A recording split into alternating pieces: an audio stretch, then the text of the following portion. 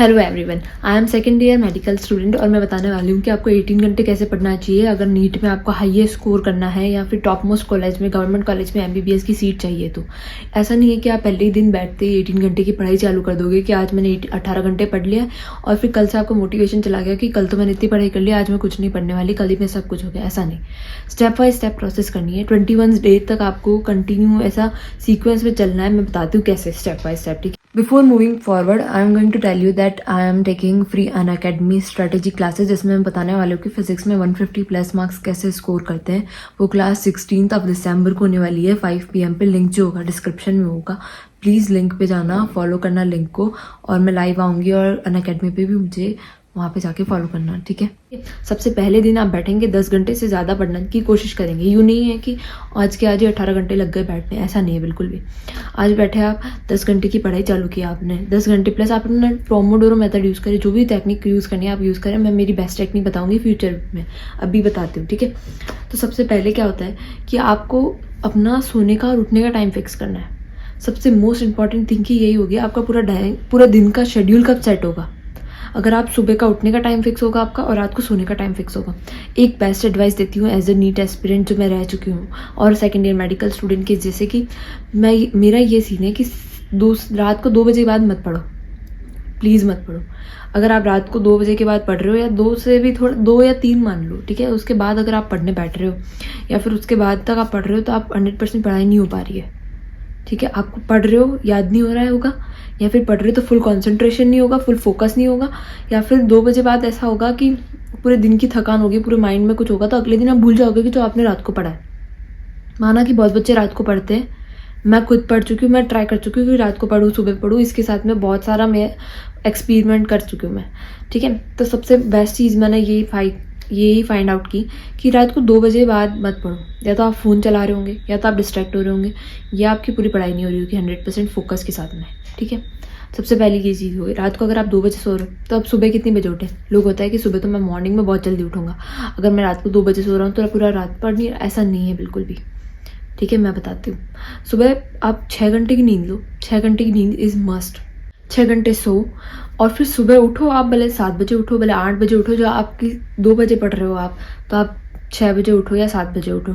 ऐसा फिक्स करो अपना टाइम कि डेली मुझे इतनी ही बजे उठना है। ठीक है, बिना अलार्म के उठना सीखो और डर रखो मन में कि मुझे नीट क्रैक करना है, मुझे पढ़ना ही पढ़ना है। ठीक है, सबसे पहले ये चीज़ हो गई कि हमें सुबह उठना कैसे है, कितनी बजे उठना है और शाम को कितनी बजे सोना है, रात को, ये फिक्स हो जाना चाहिए टाइम। उसके बाद में दूसरी चीज़ आती है कि हम किस तरह से पढ़े, मेथड क्या होना चाहिए। सबसे पहली बात तो ये दिमाग से चीज़ निकाल दो कि 25 मिनट पढ़ लिया, 5 मिनट का ब्रेक ले लिया, 25 मिनट पढ़ लिया, 5 मिनट का ब्रेक ले लिया। ये मेथड सबसे बेकार मेथड है। आज लिख के ले लो, अपना 3 घंटे का एग्जाम होता है। ठीक है, तो हमें पूरा ऐसा सिटिंग की आदत हो जानी चाहिए अभी से। मैंने माना कि बहुत कम टाइम बचा है नीट के लिए, पर इसमें अपन को बिल्कुल भी ये चीज़ें नहीं सोचनी अभी कि कम टाइम बचा है, ज़्यादा टाइम बचा है। हमें ये पता करना है कि हम 3 घंटे बैठ सकते नहीं बैठ सकते, उसकी प्रैक्टिस होनी चाहिए। सबसे पहले अपन को 3 घंटे बैठना है पढ़ने के लिए। मान लो आपने कोई भी चैप्टर निकाल लिया, एनसीईआरटी का एक चैप्टर रीड किया, 1 घंटे में वो चैप्टर रीड हो जाएगा, बहुत अगर थरोली रीड करोगे तो। ठीक है, 1 घंटा लगेगा वो चैप्टर पढ़ने में। उसके बाद में उसके रिलेटेड PYQs करो, MCQs करो, वो बहुत मस्ट है। ठीक है, अब उसका है ना कैसे करते हैं, कैसे रिवाइज करते हैं मैं बताती हूँ। ठीक है, रिवीजन कैसे करते हैं। अभी जैसे आपने एक चैप्टर पढ़ा, उसके MCQs किए, उसके PYQs किए। PYQs मान लो कि आपने 50 PYQ किए, उसमें से 10 गलत है। ठीक है, 10 गलत है, अपन ने पहले ही फिर बाद में अपना आंसर की से चेक किया। जो 10 गलत है ना PYQs, उसको आप NCERT की लाइन में ढूंढो कि ये लाइन कहाँ है और उसमें मार्क करो कि ये अंडरलाइन करो वहाँ पे। मेरी NCERT पूरी इतनी अंडरलाइन हो चुकी थी, बिल्कुल नई नहीं लग रही थी वो एंडिंग तक भी, है ना। बहुत लोगों का ऐसा होता है, मैंने देखा है कि पूरा साल खत्म हो गया, नीट खत्म हो गया और NCERT अभी नई की नहीं है। ऐसा अपन को बिल्कुल नहीं रखना। अंडरलाइन करो, उसमें साइड में गैप दिया होता है NCERT में, उसमें लिखो। तो पूरा दिन कैसे निकला हमारा। सुबह हम उठे 7 बजे, 3 घंटे पढ़ाई करने बैठी हमने, फिर हमने ब्रेक लिया, फिर आधे घंटे का ब्रेक लो, ज़्यादा ब्रेक मत लो। और ब्रेक में फ़ोन मत चलाओ, चला रहे हो तो 15 मिनट फ़ोन चलाओ। उससे ज़्यादा फ़ोन चलाए तो तुम्हारा 15 मिनट का 2 घंटे में बदल जाएगा और 2 घंटा फिर तुम बिल्कुल पीछे हो जाओगे और पूरा दिन वेस्ट हो जाएगा कि आज तो मैंने कुछ नहीं पढ़ा और अब मैं कुछ नहीं पढ़ने वाला। बिल्कुल फोकस हट जाएगा। 15 मिनट अगर चला रहे हो अपनी खुद की सेल्फ स्टडी के लिए पढ़ा चलाओ, या फिर वो आधे घंटे में भी मैं रिवाइज करने बैठ जाती थी। जो मैंने 1 घंटे में पढ़ा है, 3 घंटे में पढ़ा है, उसका समराइज करने लग जाती थी। खाओ पियो और पढ़ाई करो, दिन में खाली यही काम हो जाना चाहिए। 3 घंटे पढ़ा, आधे घंटा ब्रेक लिया, 3 घंटे पढ़ा, आधे घंटा ब्रेक लिया। ऐसे करते करते पूरा 10 घंटे से ज़्यादा की आदत पड़ती जाएगी। फिर हमें धीरे धीरे 10 से 11 घंटे, 11 से अपन को 15 घंटे, 15 घंटे से 18 घंटे करना है। डायरेक्ट नहीं है कि आज के आज हमने 18 घंटे पढ़ लिया, कल से आप पढ़ ही नहीं पाओगे। कल इतना थक जाओगे आप कि मैं पढ़ ही नहीं पा रहा, मैं 3 घंटे भी नहीं पढ़ पा रहा, ऐसा सीन हो जाएगा। इसलिए स्टेप वाइज चलो। अगर आप अभी से 10 घंटे पढ़ रहे हो तो बहुत बढ़िया बात है, आप 15 घंटे पे आओ, 15 से 18 घंटे पे आओ। ऐसा फॉलो करना चालू कर दे, रिवाइज करना, एनसीईआरटी करना, पीवाईक्यूज करना, एमसीक्यूज करना, ठीक है।